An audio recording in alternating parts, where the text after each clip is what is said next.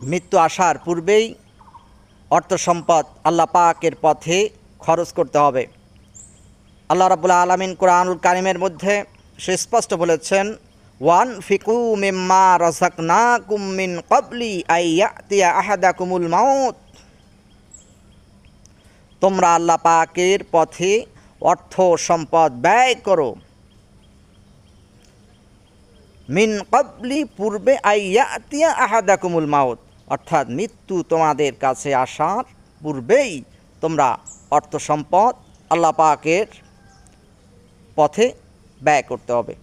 এবং যে অর্থ সম্পদ আমরা আল্লাহ পাকের পথে ব্যয় করব তা আমরা আল্লাহ পাকের কাছে মৃত্যুর পরে দেখতে পাব। কোরআনে আল্লাহ পাক বলছেন, ওমা তুকাদ্দিমু লিআনফুসিকুম মিন খায়রিন তাজিদুহু ইনদাল্লাহ। যে অর্থ বা যে সম্পদ তোমরা তোমাদের পরবর্তী জীবনের জন্য পেশ করবে, ওমা তুকাদ্দিমু লিআনফুসিকুম, তোমাদের জন্য যারা পেশ করবে, মিন খায়রিন তাজিদুহু ইনদাল্লাহ, তার থেকে উত্তম পরিমাণ তোমরা আল্লাহ রাব্বুল আলামিনের কাছে দেখতে পাবে। সম্মানিত উপস্থিতি, যেহেতু মৃত্যু অপধারিত, মৃত্যু থেকে কেউ বাঁচতে পারবে না। আল্লাহ পাক বলেছেন, কুল ইন্নাল মাউতা আল্লাযী তাফিররুনা মিনহু ফাইন্নাহু মুলাকীকুম। যে মৃত্যুর ভয়ে তোমরা পলায়ন করছো তো অবশ্যই তোমাদের সাথে সাক্ষাৎ করবে।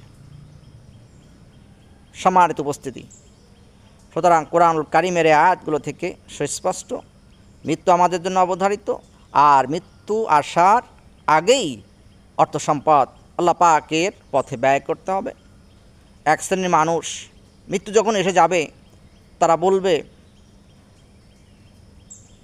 যে আমাদেরকে আরও কেন কিছু সময় দিলে না, তাহলে ফাসাদ্দাকা ওয়াকুম মিনাস সালিহিন, ফাসাদ্দাকা ওয়াকুম মিনাস সালিহিন, তাহলে আমরা আল্লাহর পথে অর্থ সম্পদ ব্যয় করে সালেহীন নেককার বান্দাদের অন্তর্ভুক্ত হয়ে যেতাম। কেন তুমি হে আল্লাহ আমাদেরকে সময় দিলে না? এই জন্য আল্লাহ পাক আগেই বলে দিয়েছেন যে মৃত্যু আসার পূর্বেই তোমরা আল্লাহ পাকের পথে অর্থ সম্পদ খরচ করো। আসুন আল্লাহ রাব্বুল আলামিন যেন আমাদেরকে তা করার তৌফিক দান করেন। আমিন। আসসালামু আলাইকুম ওয়া রাহমাতুল্লাহ।